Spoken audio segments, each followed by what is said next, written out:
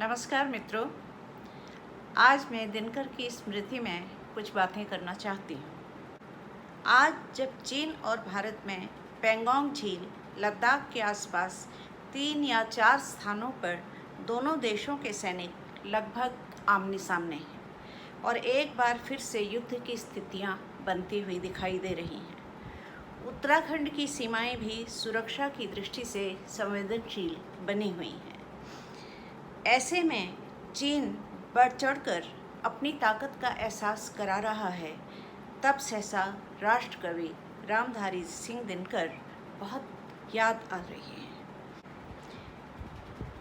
युद्ध वास्तव में विश्व मानव के लिए कभी भी सुखकारक नहीं होता, पर जैसे जैसे मानव विभिन्न प्रकार के वैज्ञानिक उपकरणों तथा आणविक शक्ति से संपन्न होता जा रहा है, वैसे वैसे उसके पंख पसारने की कामना भी बलवती होती जा रही है। चीन इस महाशक्ति की दौड़ में सबसे आगे है। उसकी चालबाजियाँ जगजाहिर हैं। वादा खिलाफी उसका स्वभाव है। बार बार शांति के लिए तथा अपनी हद में रहने के लिए उसे भारत की ओर से आगाह किया जा रहा है, पर वह अपनी सेना को पीछे हटाने के लिए तैयार नहीं है। ऐसे में भारत भी हाथ पर हाथ रखकर नहीं बैठ सकता। उसको भी अपनी रक्षा के लिए तैयारी करनी होगी। रक्षा मंत्री बार बार सुरक्षा सैनिक बल की आवश्यकताओं व संसाधनों की व्यवस्था की जानकारी दे चुके हैं। युद्ध के बन रहे इस माहौल में ही दिनकर याद आ रहे हैं। दिनकर राष्ट्रीय चेतना के कवि हैं। उनकी कविता का मूल स्वर ओज है। ओजस्विता उनके व्यक्तित्व की पहचान है। सन 1962 में जब भारत और चीन का युद्ध हुआ था, तब भारत चीनी भाई भाई का नारा हवा में बुलंद था। भारत मित्रता के इस मीठे नारे के रस में डूबा हुआ था और चीन नेफा से लद्दाख तक की सीमा पर युद्ध की पूरी तैयारियां कर चुका था।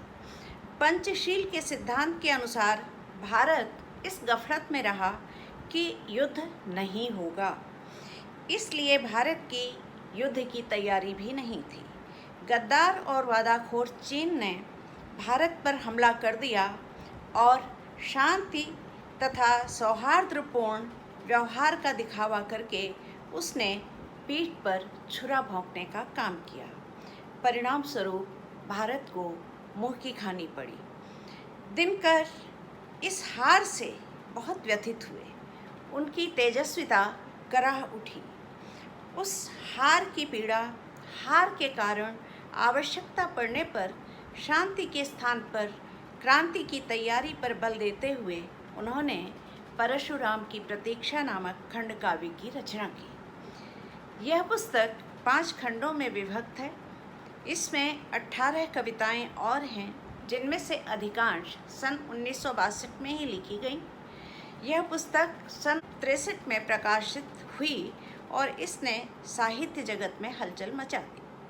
प्रथम संस्करण की भूमिका में दिनकर लिखते हैं, नेफा युद्ध के प्रसंग में भगवान परशुराम का नाम अत्यंत समीचीन है, क्योंकि परशुराम ने अपने शत्रुओं का जिस प्रकार संहार जिस ओजस्विता से किया था, उसी की याद दिलाना शायद दिनकर का मंतव्य था।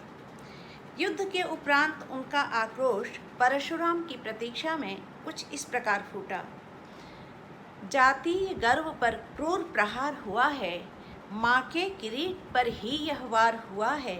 अब जो सिर पर आ पड़े नहीं डरना है, जन्मे हैं तो 2 बार नहीं मरना है।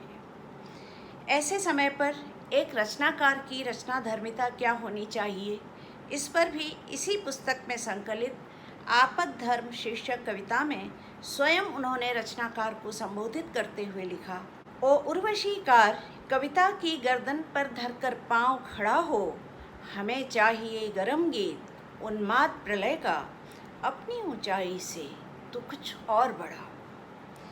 एक अन्य उदाहरण में वह सैनिक की ओर से देशवासियों को संदेश देते हुए कहते हैं, हम दें तुम्हें विजय, हमें तुम बल दो, दो शस्त्र और अपना संकल्प अटल दो। हों खड़े लोग कटिबंध वहाँ घरों में, है कौन हमें जीते जो यहाँ समर में। यह सच है कि आज स्थितियों में बदलाव आ गया है। भारत भी सावधान और समर्थ है। विरोधी ताकतों का सामना करने का साहस और निर्भीकता उसके पास है। लेकिन यह भी उतना ही सच है कि युद्ध किसी भी समस्या का पहला उपाय नहीं होना चाहिए। युद्ध तो वास्तव में अंतिम उपाय है। दिनकर केवल कवि नहीं थे, अपितु उन्होंने साहित्य की अनेक विधाओं में लेखनी चलाई थी।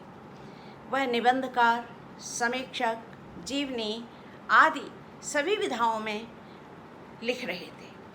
उनकी संस्कृति के 4 अध्याय नामक पुस्तक एक मानक स्थापित करती है और उनकी गहन मनीषा का परिचय देती है। उनकी कुछ प्रमुख रचनाएं इस प्रकार हैं: कुरुक्षेत्र, रश्मिरथी, उर्वशी, परशुराम की प्रतीक्षा, हुंकार आदि। उन्हें उनकी ओजस्विनी प्रतिभा के लिए अनेक सम्मान भी प्राप्त हुए, जिनमें से प्रमुख हैं साहित्य अकादमी पुरस्कार, पद्म भूषण सम्मान तथा ज्ञानपीठ पुरस्कार। ज्ञानपीठ सम्मान उन्हें उर्वशी रचना के लिए प्राप्त हुआ था। दिनकर ने यद्यपि श्रृंगार रस व वीर रस दोनों में रचनाएं लिखीं, पर मूलतः वह वीर रस के कवि थे। ओज, विद्रोह, क्रांति, आक्रोश उनकी काव्य कृतियों का प्रमुख स्वर था। कवि सम्मेलनों में भी वह ओजस्विनी वाणी व तेजस्विता के लिए जाने जाते थे। उनकी पहली पहचान परवर्ती छायावादी अथवा छायावादोत्तर कविता की प्रथम सीढ़ी के कवियों के रूप में बनी। लेकिन आगे चलकर उनकी रचनाओं में राष्ट्रवाद तथा प्रगतिशील चेतना के स्वर प्रबल होते चले गए। अपनी इस चेतना के कारण ही वह राष्ट्रकवि कहलाए। अपने कुरुक्षेत्र नामक खंड काव्य में वह संपूर्ण मानव जाति को संदेश देते हुए कहते हैं: क्षमा शोभती उस भुजंग को जिसके पास गरल हो, उसको क्या जो दंतहीन, विषहीन, विनीत, सरल हो।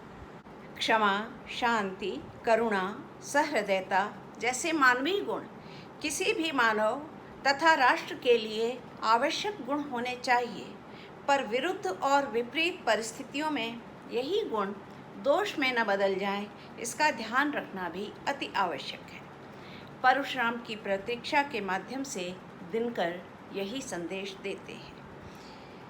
21 सितंबर को विश्व शांति दिवस मनाया जाता है। संपूर्ण विश्व की कामना शांति और सौहार्द रखने की ही होनी चाहिए, लेकिन शांति का वास्तविक महत्व स्वाभिमान की रक्षा के साथ जुड़ा हुआ है। यह बात विश्व के सभी देशों को समझनी होगी, अन्यथा युद्ध विनाश का कारण बनता रहेगा।